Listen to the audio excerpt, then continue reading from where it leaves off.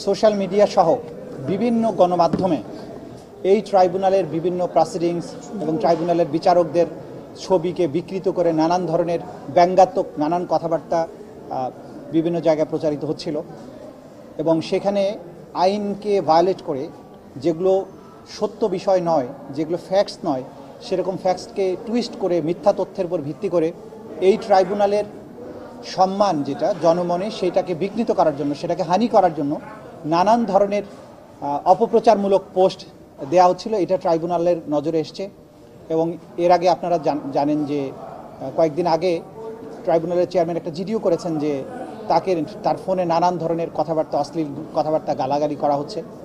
এই সব বিষয়কে সামনে নিয়ে আদালত সুমোটো অর্থাৎ নিজের থেকে আদালত স্বপ্রণোদিত হয়ে একটা আদেশ দিয়েছেন।